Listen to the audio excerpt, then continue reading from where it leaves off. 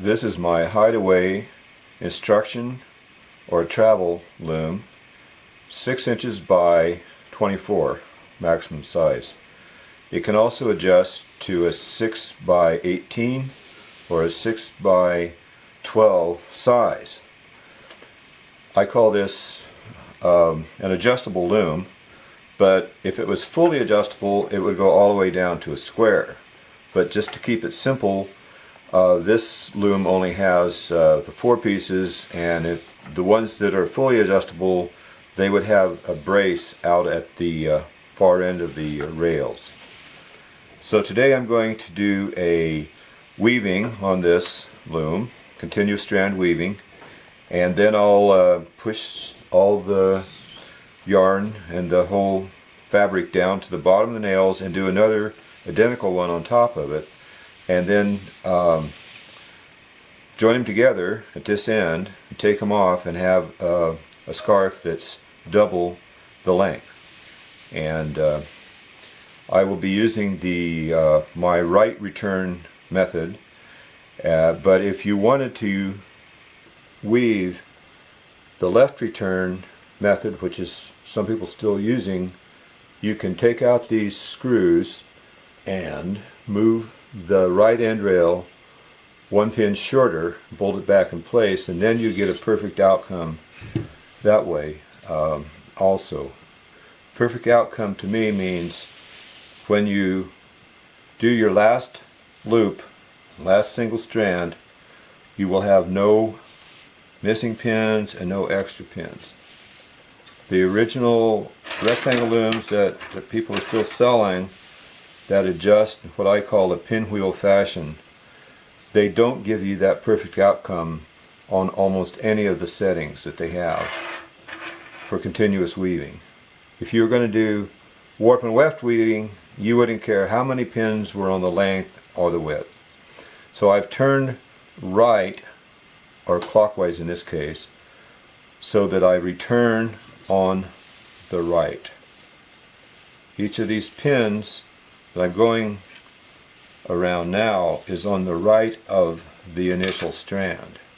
And when you get to the upper left corner where you started, you just go over.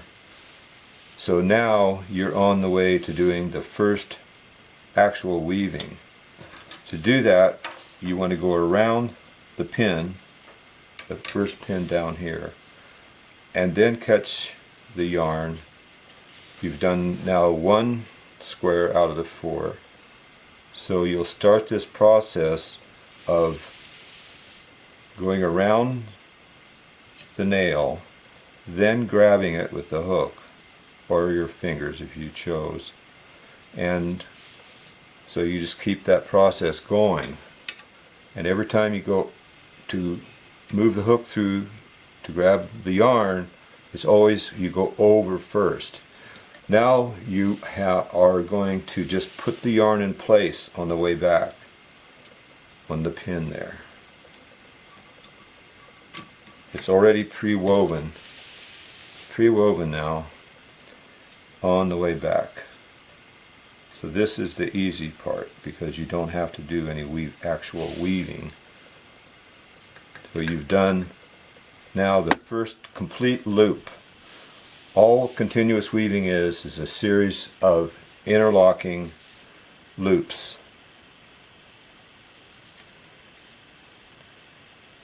And you always reach through the warps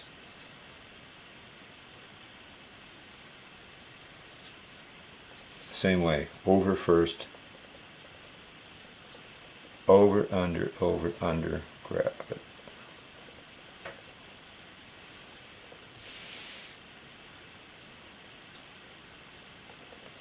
And later on you might want to use both hands to do the weaving. Then get the yarn on the hook. I don't know why I can't do that better. That's right, I did it. It's easy for me, I guess, just to go around the nail first. I think my hook, this hook is a little fat, I would say, for this yarn. Now the nail spacing on this loom is 5/16 or the same as 8mm. So if you had a real bulky yarn, you might want to have a wider pin spacing, which I have started making some looms that have 9mm pin spacing, like if you wanted to use a real bulky yarn. So now I'm getting the hang of it here, but I have to keep moving this to show what I'm doing. Now we just put it in place on the way back.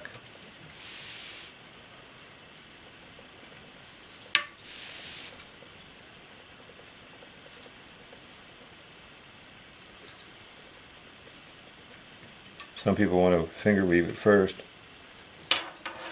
and I think that's because it's more I don't know, artistic.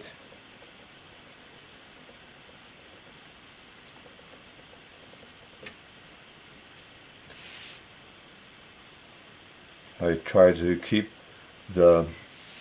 when I'm straightening these out, just imagine there's going to make a straight line between those two nails, and if it's not making a straight line, then you fix it.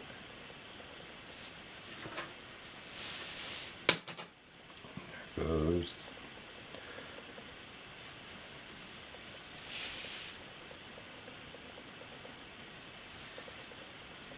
So I do sell on Etsy plans to arrange the pins for your loom if you want to make one so that it comes out perfect.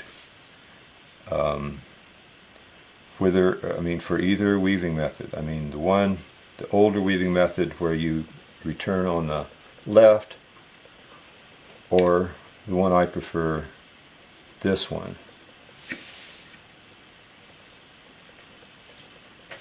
The thing about the left return is every time you go through the warps, you have to twist the yarn or it'll make a glitch. And this weaving method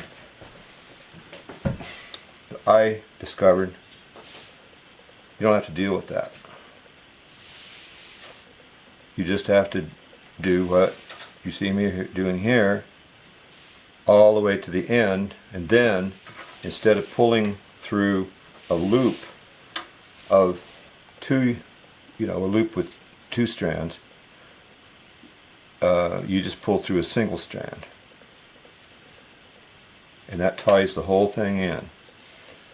All the edges will be secure.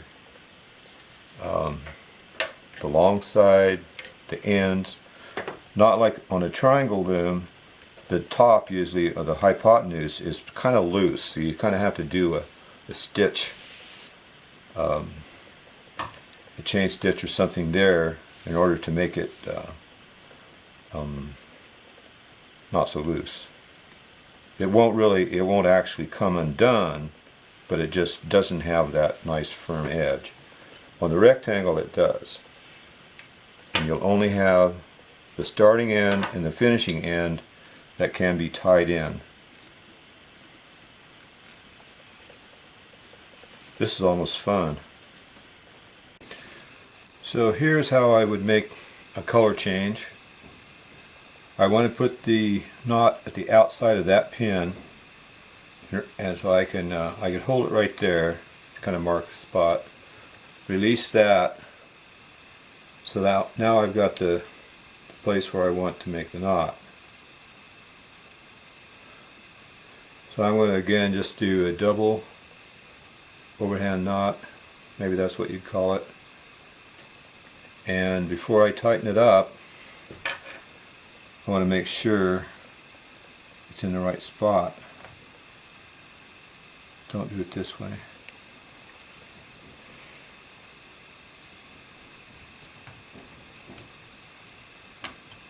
That's where it goes. I can probably just push that up a little bit, tighten it up a little bit there, and we're in business.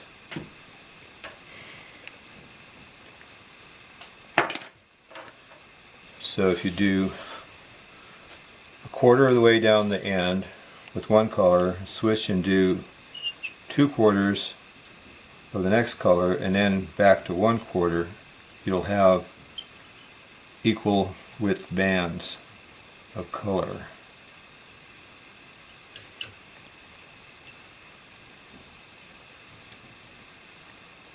So, got a hold of it,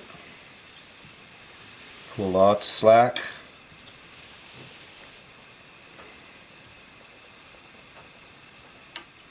this 14-inch hook, I won't have any trouble reaching all the way through on this little loom.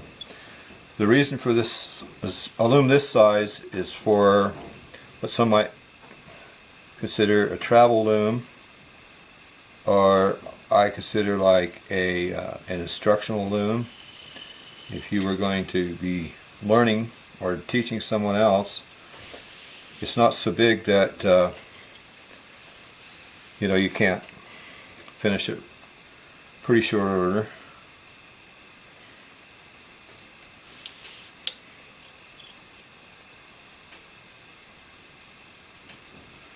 And I suppose I might try it too, is if you finish a weaving on this of this size, push all the yarn down on the nails to the bottom, then weave another one exactly the same, then you could attach them together like to get double length at the end. Or I suppose on the sides. I've seen people weave identical patterns on a rectangle, then lay them side by side, and you know, where this is not a complete square but a triangle, the adjoining triangle will make a square there, and so the pattern all kind of blends together. There'd be a lot of work to do that, but I should do it just to see what happens.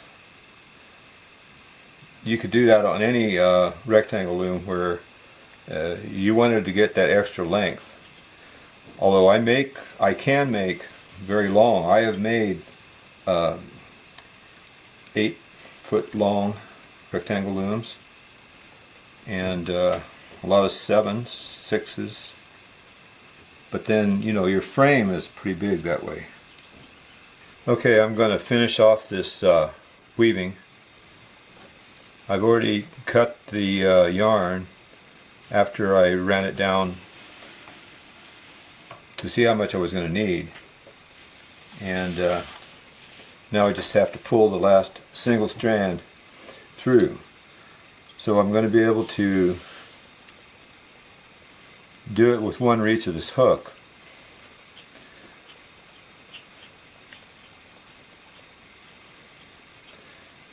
Then I may put some fringe on it. I keep that yarn parallel so I keep track of it.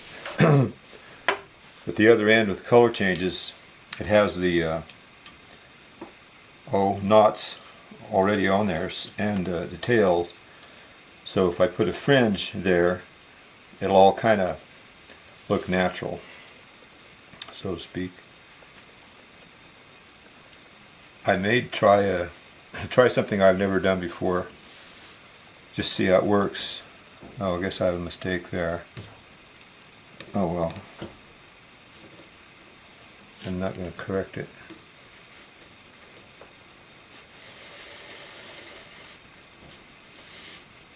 Oops.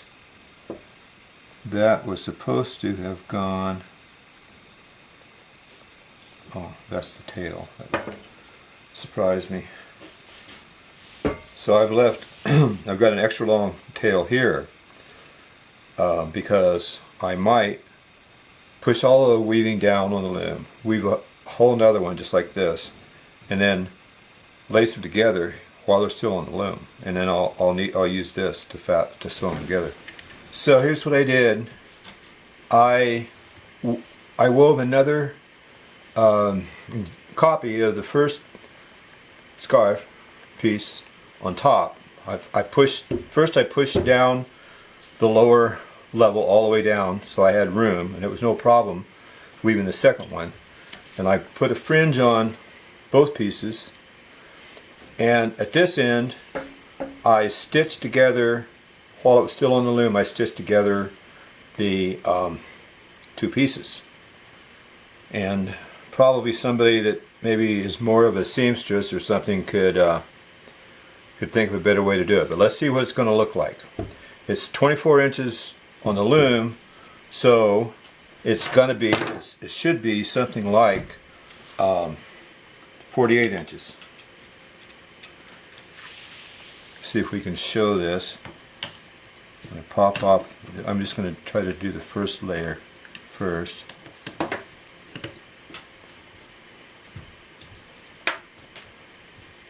It's coming off.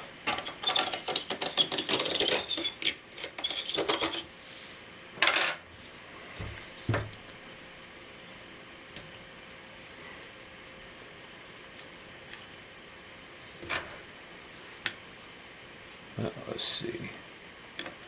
I haven't done this before, so I'm not really sure about this. When I stitched those two ends together, I tried to not go around the pins, so this should come on.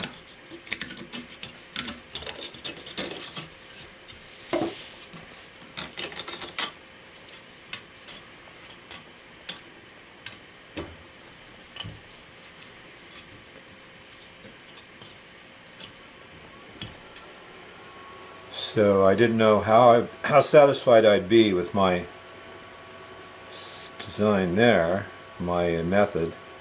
I still have these ends that I think I'm going to try to weave in, but there's your, it's actually going to be much longer than 4 feet now. I'd say it's because it's a bias, kind of a stretchy deal here. But that's just an example of what you could do with any loom, any rectangle loom. You know, you might want to do it on with a wider loom, but that's got to be a 5-foot scarf now. I'll see what I can do to straighten that out. My looms can be found on Etsy, but I can give somebody a deal off of Etsy if they contact me through my website, rectangleloom.info, or email me. We can set up a deal with savings off of Etsy, but that's a place you can look at what I've got.